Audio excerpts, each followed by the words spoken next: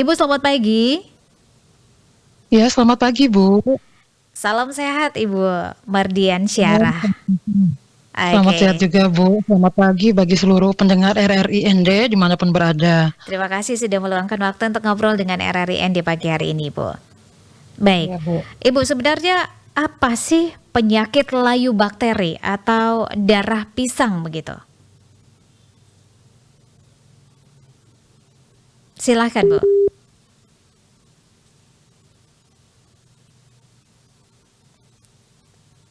Ibu Mardian Syarah masih mendengarkan RRIND? Oh iya, Bu, mohon maaf. Oke, ini jaringannya kayak kurang bagus begitu ya Ibu ya. Ya, Bu. Oke, nah Ibu bisa dijelaskan apa sih sebenarnya penyakit layu pada pisang atau penyakit darah ini? Silakan Bu. Ya, baik, Bu. Sebelumnya saya sampaikan memang bahwa penyakit darah pada pisang ini disebabkan oleh bakteri Ralstonia solanacearum. Ini khususnya ras 2 P. celebensis. Perlu diketahui bahwa patogen dari penyakit ini atau penyebab penyakit darah pada pisang ini merupakan patogen tular tanah, Bu. Jadi sebagian besar siklus hidupnya itu dihabiskan di dalam tanah dan dia memiliki kemampuan untuk menginfeksi perakaran ataupun pangkal batang seperti itu. Oke, baik. Uh, Dan ini untuk kalau misalnya bakteri ini merusak akar, otomatis tidak bisa diketahui begitu ya dengan jelas oleh para petani. Nah, selanjutnya ciri-ciri yang bisa dikenali seperti apa, Ibu? Tanpa harus kita membelah buah pisang dulu baru melihat isi di dalamnya itu kayak kemerah-merahan seperti darah begitu ya, Ibu Mardia Syah ya, Sarah ya. Ya, ya, Mhm. baik, Bu. Untuk penyakit sendiri, Bu, ini merupakan salah satu masalah sebenarnya karena penyebaran penyakit biasanya sangat susah dideteksi Mhm. sebelum terjadinya atau munculnya gejala. Sehingga memang pada tanaman pisang yang sehat itu terkadang kita merasa bahwa tidak ada penyakit pada tanaman tersebut, padahal sebenarnya tanaman tersebut sudah terinfeksi seperti itu. Jadi Mmm. memang pada beberapa kasus terlihat bahwa tanamannya itu terlihat sangat-sangat sehat, Bu. Daunnya hijau, buahnya bagus, jantungnya tidak mengering, batangnya juga bagus. Tetapi setelah dibelah Mhm. ataupun setelah dipotong batangnya baru terlihat gejala seperti itu. Dan untuk penyakit ini sendiri sih kita bisa lihat dari daunnya, Bu. Kalau tanpa melihat ini ya, Bu, ya, buah pada tandan ya, Bu, ya. Jadi kita Mhm. bisa melihat gejala pada daun yang mengering. Biasanya pada daun pisang, daun yang pertama mengering adalah pelepah paling bawah. Nah, pada kasus penyakit darah pada pisang ini Mhm. biasanya daun yang mengering ini adalah daun muda, Bu, Oh, daun muda. seperti itu. Mmm, Ya. oke. Memang agak susah sebenarnya untuk mendeteksi Mhm. lebih awal sih, Bu, Iya, seperti benar itu. sekali. Ini biasanya, bisa dideteksi ketika, bakteri ini masuk ke dalam, atau terinfeksi ya oleh pisang ini, kisaran usia berapa hari begitu, Ibu? Untuk penyakit ini sendiri, Bu, ini tergantung ya, Bu, ya, Mhm. penyebarannya seperti apa. Kalau Mhm. melalui serangga itu biasanya pada tanaman pisang yang memang sudah muncul bunga jantannya atau jantung pisang, Bu. Mmm. Sedangkan kalau patogennya itu memang sudah berada di tanah, perkembangannya di tanah, itu bisa menyerang tanaman pada usia muda, Bu, seperti itu. Oke. Pada usia muda ya. Tapi untuk, apa namanya, cara kerjanya ini berapa lama di dalam pisang ketika dia sudah menyinggahi, pisang tersebut, itu, belum bisa diketahui begitu ya, Bu? Baik, Bu, kalau terkait dengan penyakit khususnya bakteri biasanya masa inkubasinya itu bisa berlangsung 2 sampai 4 minggu, Bu.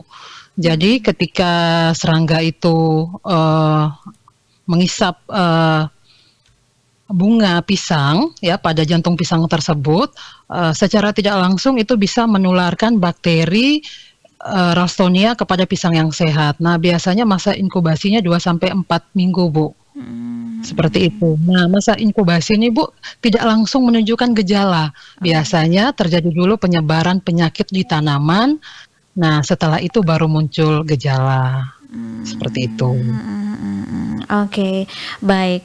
Nah, ini, penyebaran tadi sudah disampaikan bahwa, bisa melalui tanah dan juga bisa melalui serangga. Apakah ada cara lain begitu, Ibu, sejauh yang Ibu ketahui begitu?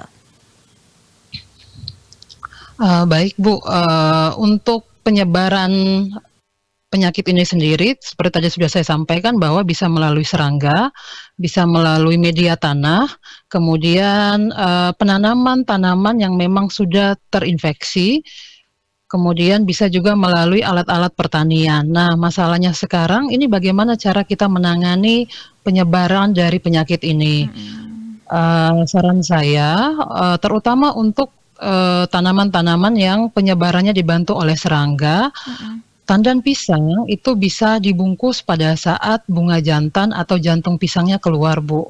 Sehingga itu mencegah, Mmm. penyebaran melalui Serangga. serangga.